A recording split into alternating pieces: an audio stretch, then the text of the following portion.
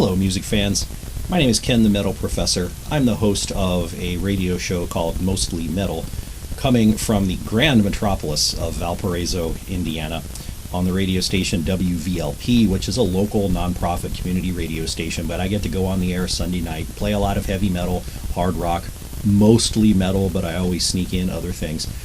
I've been on and off radio stations for a couple of decades now. I love the music. I go to concerts a lot.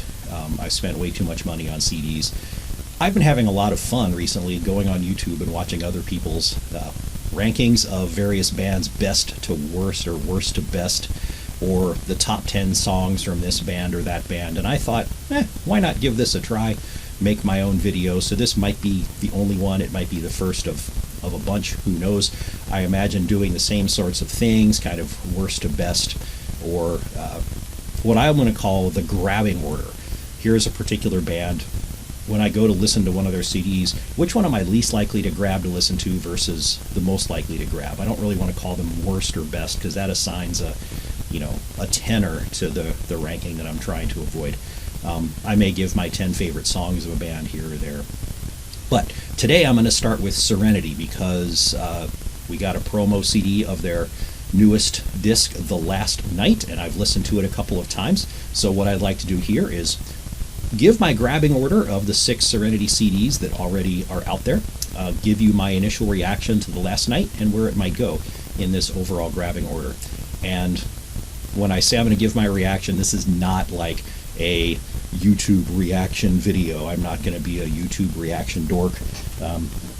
If I was going to do that, I would have to practice my YouTube reaction dork face like this, and not going to happen. I'm just going to tell you what I think about it and its songs over the first couple of listens, and put it in context of the rest of the Serenity CDs. So Serenity is a Austrian power metal band, symphonic metal band, along the lines of Camelot, and in fact some of their songs on one disc in particular I'll mention in a while do remind me specifically of Camelot. They came out with their first disc in 2007, and that's where we'll start, because this first disc of theirs is the one that I'm least likely to grab if I'm going to listen to a Serenity CD. This is not a position of shame, it's just a position of that disc in their overall catalog. They had existed for a few years before 2007. They went through personnel changes. Their original vocalist was already gone before the first CD was even released. Then George Newhouser came in and took over, and he's been with them ever since. He's the very distinctive sound of Serenity. The 2000 CD that they released first, 2007, was Words Untold and Dreams Unlived.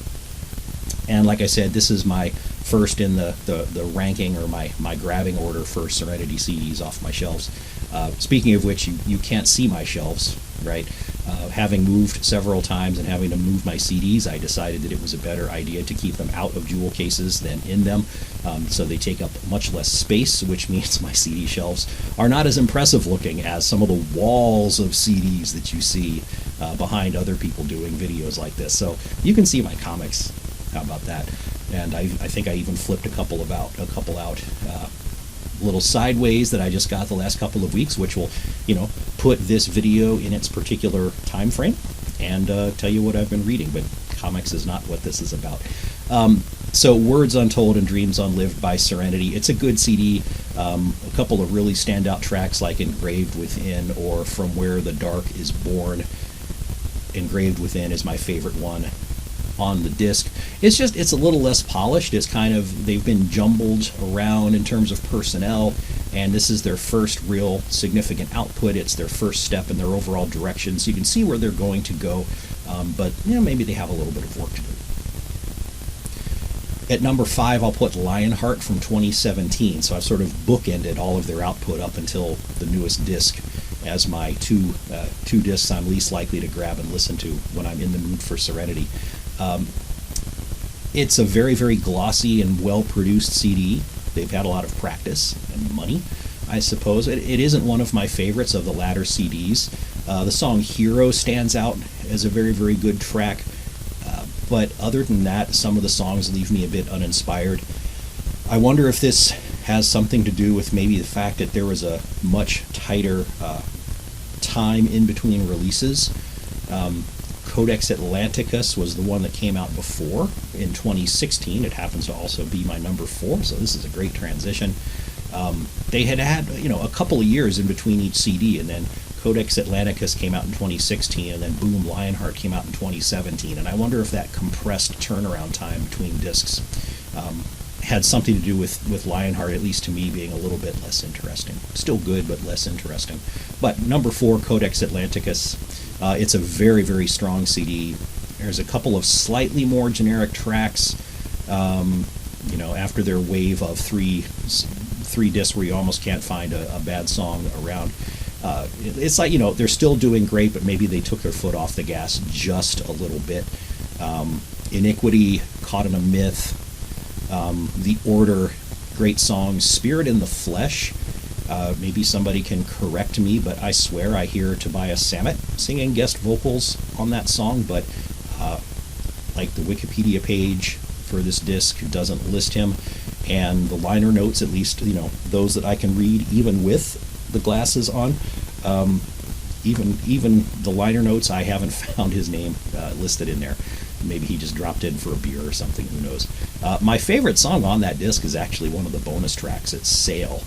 This was a duet between George Neuhauser and Natasha Cook, I'm going to guess. It's Koch, but being European, I'm guessing it's pronounced Cook as opposed to Koch or something like that. But I might be wrong. But anyway, it's a fabulous song, great duet, very mellow, but just gives you goosebumps, and it's actually my favorite song on the whole CD.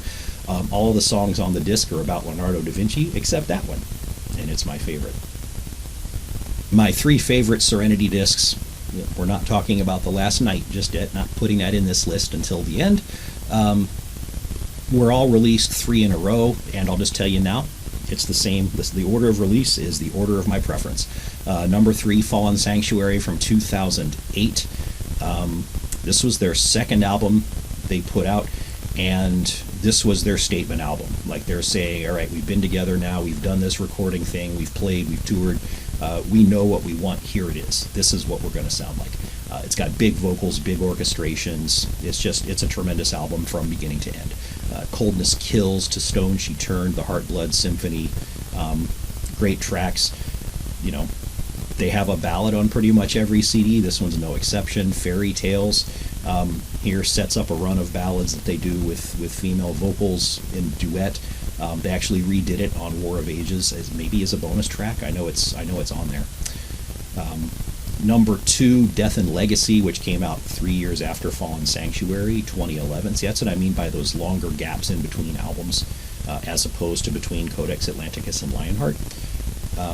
This is a dive into historical content.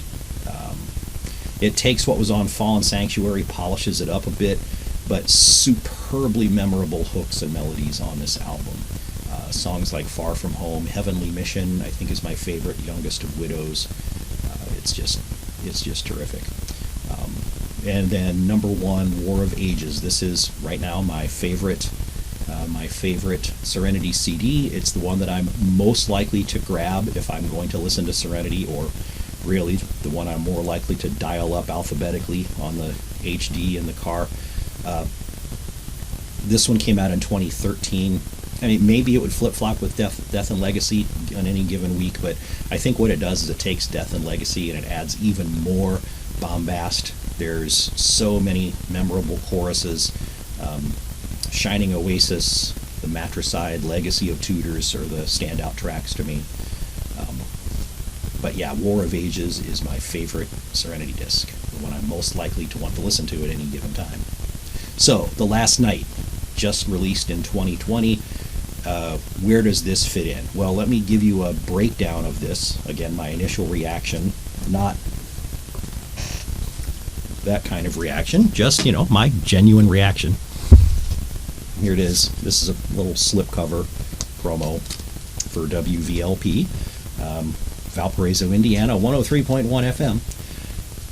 You can't get it outside of Valparaiso, at least over the air. You can dial it up on the webpage. We do have a Listen Now button, and I do go on the air Sunday nights at 8 o'clock. Just saying. 8 o'clock Central Time, USA. All right, so there are 11 tracks on this album, plus a bonus. If you notice that little cut, I was making sure to have my notes displayed behind the webcam there, because I can't do this from memory. It's a long time gone that I could listen to an album I just got a couple of times and already know the song titles and which ones are my favorite. That just doesn't happen anymore. But this CD opens up with an intro track called The Last Night. It's only a little over a minute long, instrumental, and then the lead track, Invictus. The two songs blend right into each other, one into the other, so you can't start Invictus without hearing a very jarring into the music, because they blend together. The Last Night is just almost cinematic fanfare. It actually reminds me a lot of some of the music from Avengers movies. And Invictus is a fist-pumping sing-along anthem song. I think they're already touring in Europe, and I would not be surprised if they're opening with this track, because it's almost what it was designed for. The third track is called Set the World on Fire. I believe they have a video out for this. It was probably one of the first single to come off of this album. It's okay. It doesn't excite me that much. The next track gets me back in, Keeper of the Nights. With Serenity songs, you wait for the chorus because you know it's going to be good. And this one is definitely worth the wait. You'll be singing this one in your head after you've heard it a couple of times. I guarantee it. Souls and Sins. It's kind of a slower tempo song, but very heavy as well. If Invictus is the fist pumping song for the concert, this is the one that's the arm wavy song where they want to get everybody doing this, just because the tempo is a little bit slower. Okay, lesson number one from doing videos like this is if I know that I'm about to make an edit, don't be talking while I'm leaning forward to reach over to the laptop.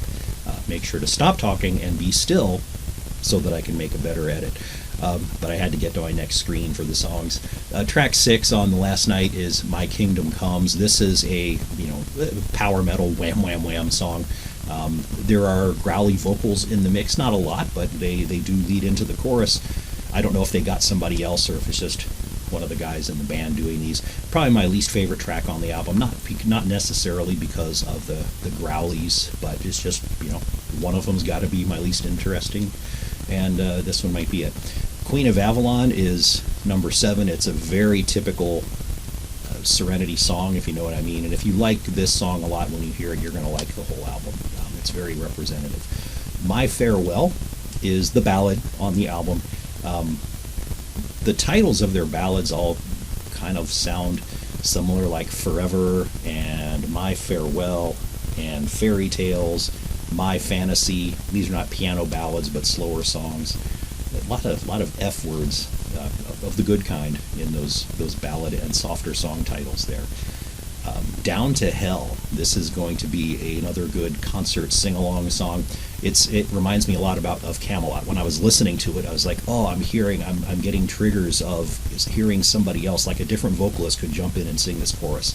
And I figured out it was Camelot that I was thinking of. They're all in the same genre, right? So they're reminiscent of each other anyway, but that one has a particularly strong feeling of musical camaraderie between the two, I guess. Wings of Pride, track 10, it alternates between slow and mellow and sped up. It also gave me a very strong Camelot vibe. I'm not saying that like it's a bad thing, it's just, some songs, you hear them, oh, that's Serenity. And these songs, you hear them and you go, oh, that's Serenity, because George has a very unique voice. But musically, you might say, this sounds a lot like Camelot.